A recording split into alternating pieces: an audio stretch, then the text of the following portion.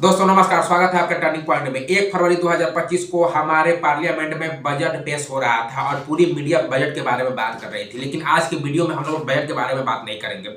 ये budget session शुरू होने से पहले हमारे प्रधानमंत्री देश को संबोधित करते हैं और संबोधन में वो बोलते हैं कि 2014 से जब से मैं प्रधानमंत्री बना हूं 2025 तक यह पहला सत्र है सदन का जिसमें कोई विदेशी चिंगारी भारत की तरफ नहीं आई है।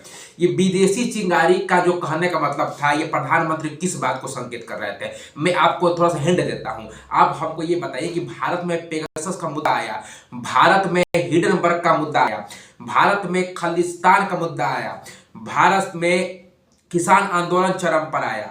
मुझे ये बताइए इस सारा का डेट क्या था, सारा का टाइमिंग क्या था। ये सारे चीजें तभी शुरू होते थे जब पार्लियामेंट शुरू होने होता था। तो क्या आप सोच रहे हैं कि क्या भारत इतना बड़ा देश हो चुका है पूरे विश्व में कि कोई विदेशी ताकत इसको दबाना चाहती है, पीछा करना चाहती है? दोस्तों कहानी है दूसरा पर्दे के पीछे के बारे में, जो आपको मीडिया नहीं बताएगी, मैं आपको बताने जा रहा हूं। ध्यान से सुनिएगा। 1960 में यूनाइटेड स्टेट के प्रेसिडेंट हुए जिनका नाम था JF कैनेडी। JF कैनेडी ने उन्होंने एक बनाया United state agency for international development. उन्होंने कहा कि दुनिया की कोई भी देश जिसको विकास के लिए पैसे की जरूरत होगी, यूनाइटेड स्टेट इस यूएस एड के तहत क्या करेगा, उस देश को देगा। लेकिन इसका दुरुपयोग किया जाने लगा। इस यूएस एड का दुरुपयोग इस तरह से किया जाने लगा कि अमेरिका में बैठे हुए डीप स्टेट के लोग, मैं आपको एक अलग वीडियो से बताऊंगा कि डीप स्टेट कितना खतरनाक है।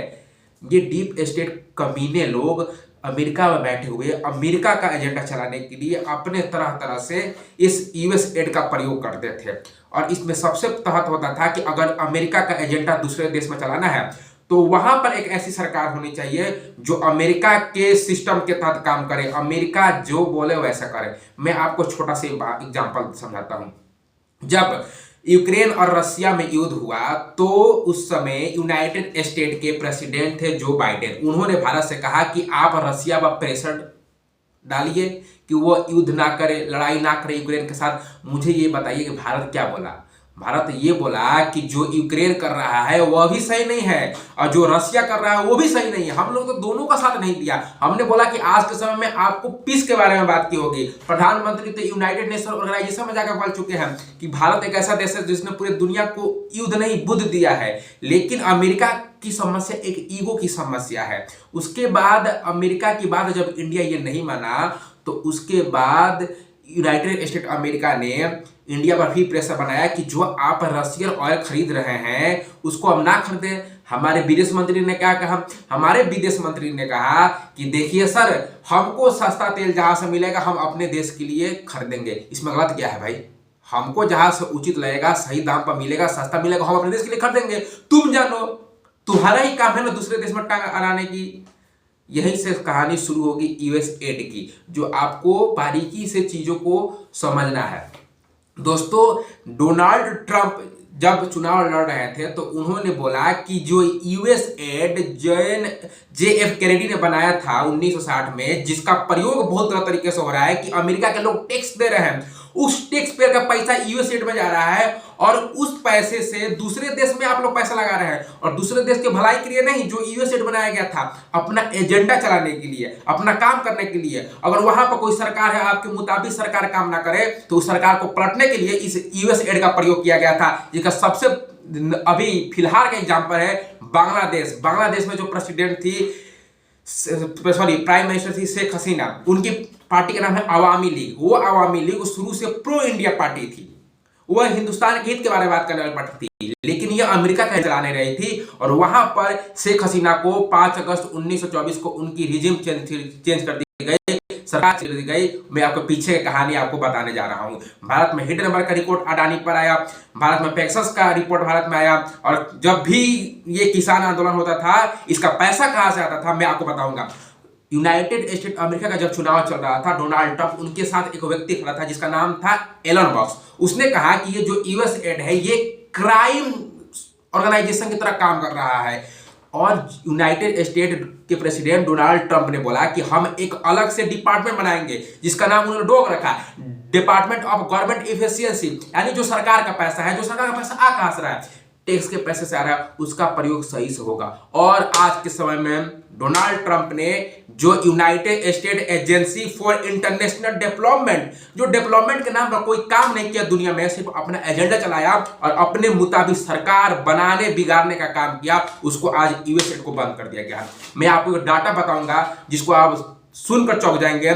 सन 1947 से लेकर 2025 तक आज तक अमेरिका ने 95 देशों में सरकार चेंज कर दिया है। 95 देशों में, 95 देशों में अपने मुताबिक सरकार उन्होंने बनाया है। वो सरकार अमेरिका का चापलूस होगा, वह सरकार अमेरिका का नीति अपनाएगा, वह सरकार अमेरिका की बातें मानेगा। इंडिया ऐसा करने वाला देश था ही नहीं। भारत में अभी जो सरकार है उसने अमेरिका को तमाचा मारा, बोला कि आप हमें मत सिखाइए कि हमको रसिया और यूक्रेन के युद्ध में क्या स्टैंड लेना है, हमको ये मत सिखाइए कि हमको पेट्रोल किसके साथ खरीदना है, हमें ये ना सिखाइए कि हमको इंटरनेशनल रिलेशन में और देशों के साथ अपने संबंध कैसे स्थापित करना है। और ये जो ईगो था ये बार बार यूएस को चोट दे रहा था। जो आप देख सकते हैं कि जो बाइडेन के जब से प्रेसिडेंट बने, इंडिया और अमेरिका के रिलेशन एक मेन जो दिखाई देता था कि अच्छा दिखाई देता था, लेकिन पीछे की जो कहानी वो अलग थी। आइए इस यूएसएड के बारे में जानते हैं कि इस यूएसएड ने भारत में क्या किया। जब 1960 में जो यूएसएड बना, इस यूएसएड ने भारत में आया और भारत में आने के बाद उस समय भारत की सरकार से कहा कि देखिए आपके साउथ इंडिया में हम लोग ने करेंगे क्या कि फैक्ट्री बैठाएंगे, और ये जो फैक्ट्री होगी ये क्या करेगी, फर्टिलाइजर और सीड की मैन्युफैक्चरिंग करेगी, ठीक है, और इसके पैसे हम देंगे। और भारत सरकार से एक कंडीशन ला दिया कि सुनिए ये जो फैक्ट्री सीड और फर्टिलाइजर के लिए बैठेगी इसका पैसा जो हम देंगे, दूसरे देश के कोई भी कंपनी नहीं आनी चाहिए। अभी बताइए आप कंडीशन लगा रहे हैं सर, आप कंडीशन लगा रहे हैं कि दूसरे देश के साथ भारत को इंगेज करने के दरवाजा ही बंद कर दे रहे हैं। उस समय भारत की स्थिति सही नहीं थी और भारत ने ये बात माना। अब एक चीज मैं आपको ये समझाता हूँ, ये जो यूएसएड है भारत में एक स्कॉलरशिप प्रोग्राम चलाती है। भारत की जो फेमस यूनिवर्सिटी है, कॉलेज है, वहां से छात्रों को ये स्कॉलरशिप देती है और बोलती है कि आप स्कॉलरशिप लीजिए और रिसर्च करने के लिए, ट्रेनिंग करने के लिए अमेरिका आइए, उसका सारा खर्चा हम देंगे। और ट्रेनिंग और रिसर्च के नाम पर अपना एजेंडा ब्रेन वॉशिंग ये लोग वहां पर शुरू करते हैं। ये यूएसएड का दुरुपयोग किया गया था जिसको डोनाल्ड ट्रंप और एलन मस्क ने मिलकर आज खत्म कर दिया है। और मैं कहानी आपको सुनाता हूं, ये यूएसएड भारत में कैसे नैरेटिव गेम खेलता है। जब भारत अमेरिका की बातें नहीं मानता था, अमेरिका का एजेंडा नहीं चलाता था, पूरा ध्यान से सुनिएगा। ये जो यूएसएड का पैसा होता था, अमेरिका में टैक्स पेयर से लोग टैक्स पैसा दिए, ये पैसा जाता था यूएसएड में, और यूएसएड से ये पैसा चैनलाइज होकर जाता था ओपन सोसाइटी में। ये ओपन सोसाइटी का मालिक है जॉर्ज सोरोस। ये इतना गंदा कमीना आदमी है, इसकी मैं कहानी बताऊंगा, काफी लंबा कहानी है। ये दुनिया में घूमता है कि मैं बहुत दयालु आदमी हूं, पूरे दुनिया में पैसा बांटता हूं। इसकी मैं कहानी आपको अपने चैनल पर जरूर बताने वाला हूं। जॉर्ज सोरोस इसने जाकर बोला कि भारत एक डेमोक्रेटिक कंट्री है, लेकिन नरेंद्र मोदी जो भारत के प्रधानमंत्री हैं ये डेमोक्रेटिक आदमी नहीं है, यानी लोकतांत्रिक आदमी नहीं है। हमको ये बताइए, हमारे प्रधानमंत्री, हम सबके प्रधानमंत्री हैं, वो चुन कर आए हैं, तो डेमोक्रेटिक कैसे नहीं हो सकते हैं। इस सारा एजेंडा मैं उनको बताने वाला हूं। तो ये टैक्स पेयर का पैसा जाता था अमेरिका के यूएसएड में, और यूएसएड से ये पैसा जाता था ओपन सोसाइटी में। इंडिया के कॉन्टेक्स्ट में बता रहा हूं, इंडिया के संदर्भ में। और ओपन सोसाइटी से ये पैसा भारत में 2 एनजीओ के पास आता था। एनजीओ बहुत सारी है, एक इकोसिस्टम बैठा हुआ है इंडिया में भी डीप स्टेट का, उसका भी भंडाफोड़ जरूर करने वाला हूं। ये जो 2 पैसा आता था इंडिया में, वो 2 मेन एनजीओ में आता था। एक का नाम था ग्लोबल नॉलेज इनिशिएटिव और दूसरे का नाम था हिंदू फॉर ह्यूमन राइट्स। हमको आप ये बताइए कि आप सोचेंगे कि ये जो हिंदू फॉर ह्यूमन राइट्स है और ग्लोबल नॉलेज इनिशिएटिव है, ये तो अच्छा काम के लिए आ रहा है। भाई मेरी ये बात समझिए, नाम इनके अच्छे हैं, इनके काम बड़ी गंदे हैं और बहुत काले हैं। आप वीडियो को अभी रोकिए, जो ध्यान से अभी तक इस वीडियो को सुन रहे थे, आप वीडियो को अभी रोकिए और गूगल पर जाकर, कहीं पर जाकर सर्च इंजन पर सर्च कीजिए आप कि ग्लोबल नॉलेज इनिशिएटिव, मेरी बात ध्यान से सुनिए, ग्लोबल नॉलेज इनिशिएटिव और हिंदू फॉर ह्यूमन राइट्स के मेंबर कौन कौन है। आपको सर्च करना है अभी वीडियो रोककर कि ग्लोबल नॉलेज इनिशिएटिव और हिंदू फॉर ह्यूमन राइट्स के मेंबर कौन कौन है। आप सिर्फ मेंबर मार करिए और देखिए ये जो मेंबर है, भारत में ऐसा कौन सा पार्टी है और कौन से लोग हैं जो इनके साथ उठते बैठते रहते हैं। आपका पूरा खेल समझ में आ जाएगा। और ये जो ग्लोबल नॉलेज इनिशिएटिव और हिंदू फॉर ह्यूमन राइट्स है, ये पैसा आया ओपन सोसाइटी जॉर्ज सोरोस के से। उसके बाद ये ओपन सोसाइटी में पैसा आया यूएस एड से, और यूएस एड से ये पैसा कहाँ से आया? अमेरिका में जो लोग टैक्स दे रहे हैं। अब ये बताइए कितना बुरा काम हो रहा था अमेरिका के लोगों के साथ, तो ट्रम्प बोलेगा नहीं मेक अमेरिका ग्रेट अगेन? आपके टैक्स के पैसे के देख लिए दूसरे देशों में सरकार बदले जा रहा है सर, नैरेटिव क्या चलाया जा रहा है। अब ये जो पैसा यूएस एड से, ओपन सोसाइटी, जॉर्ज सोरोस से आता था इंडिया में, ग्लोबल नॉलेज इनिशिएटिव और Hindu for human rights NGO में, ये भारत में एक रिवॉल्यूशन चला रहे हैं जिसका नाम है व्हाइट रिवॉल्यूशन। वो दूध वाला नहीं, वर्गीज कुरगंजी वाला नहीं, अभी भारत में व्हाइट रिवॉल्यूशन चला रहा है। और ये पूरा नैरेटिव क्या कहा जा रहा है, इसमें कौन कौन से लोग हैं? इसमें अधिकांश मात्रा में आज के समय में यूट्यूबर हैं, मैं नाम नहीं लूंगा, आप सर्च कीजिए कि इस नैरेटिव गेम को कौन चलाने वाले हैं। ये जो जितना पैसा आता है ग्लोबल नॉलेज इनिशिएटिव और हिंदू फॉर ह्यूमन राइट्स में, ये पैसा भारत में कुछ यूट्यूबरों के पास जाता है जो एक ही प्रकार का राग अलापते रहते हैं, मैं बताऊंगा वो राग क्या है। उसके बाद कुछ न्यूज एंकरों को जाता है, आप उनकी न्यूज एंकरिंग देखिएगा, मैं नाम नहीं लूंगा, आप तय कीजिएगा वो लोग कौन है। वो हमेशा क्रिटिकल क्रिटिसिज्म नहीं करते हैं। मैं मानता हूं कि सरकार अगर 100 काम कर रही है तो 99 काम खराब है, एक काम भी सही कर रही है ना, उस काम को गिनाओ। लेकिन ये एक काम भी नहीं गिनाएंगे, ये दिन रात इतना निगेटिव इंफॉर्मेशन आपको देंगे, इतना निगेटिव इंफॉर्मेशन देंगे जैसे आपको लगेगा सही में यार इंडिया में सारा चीज खराब ही हो रहा है। मतलब इंडिया में सूरज देखना मतलब सबसे बुरा हाल है। हम कौन से देश में रहना है? आपको अपने देश के प्रति सही में बहुत घिन आएगा। ये पूरा नैरेटिव गेम है सर, ऐसा कुछ है नहीं। ये व्हाइट रेवोल्यूशन चलाते हैं कौन? Global knowledge initiative, Hindu for human rights. इनको पैसा कहां से आता है? ओपन सोसाइटी से, जॉर्ज सोरोस की, और इसको पैसा आता है यूएस एड से। और ये क्या नैरेटिव चलाते हैं? EVM EVM EVM EVM EVM EVM खराब है, ईवीएम खराब है, ईवीएम खराब है। भाई ईवीएम खराब है या नहीं, हमें भारत की एजेंसियां हैं, सुप्रीम कोर्ट है, सुप्रीम कोर्ट ने बोल दिया था भाई, रिसर्च भी हो चुका है, चेक भी कर दिया गया, ईवीएम कोई खराब नहीं है। ठीक है, ईवीएम खराब रहता है तो जो रूलिंग पार्टी है वो साउथ इंडिया में भी जीत जाती, केरला में भी जीत जाती, तमिलनाडु में जीत जाती।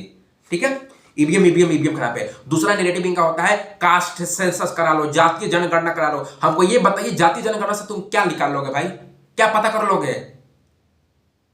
जातीय जनगणना का भी मैं पोल खोलने वाला हूं अगले वीडियो में। उसके बाद ये चलाएंगे यूनिफॉर्म सिविल कोड। भारत में समान नागरिक संहिता खराब है, आर्टिकल 370 पर सवाल खड़े करो। और जो भारत ने सर्जिकल स्ट्राइक किया था, पूरा नैरेटिव जो चलाया गया था कि सबूत कहा हुआ है, कोई मरा ही नहीं है, सिर्फ पेड़ गिरा है, पक्षी मरी है। ये जो पूरा नैरेटिव चल रहा था सर्जिकल स्ट्राइक के समय, ये इसी एनजीओ के द्वारा नैरेटिव पूरा चलाया रहा था, जिसमें यूट्यूबर, जर्नलिस्ट और कुछ इंडिपेंडेंट लोग हैं। उसके बाद मैंने कैसे बताया था, और इन्हीं से जुड़े हुए ऐसे ह्यूमन राइट्स कमीशन वाले भी आ जाते हैं जो रोहिंग्या को बताते हैं। मैंने सैफ अली खान वाले वीडियो में बताया था। ये जो एनजीओ है ग्लोबल नॉलेज फॉर इनिशिएटिव में हिंदू फॉर ह्यूमन राइट्स, इनके साथ अमेरिका में बैठी हुई एक जर्नलिस्ट है जिसका नाम है सबीना सिद्दीकी। आपको नाम तो लगेगा कि इंडियन है, लेकिन ये इंडियन है ही नहीं। ये सबीना सिद्दीकी आज तक इंडिया में आई नहीं है। इसकी आर्टिकल्स पढ़िएगा, इसकी जो न्यूज़पेपर में आर्टिकल्स आती है उसका नाम है वॉल स्ट्रीट जर्नल, जिसको आप ऑनलाइन भी पढ़ सकते हैं।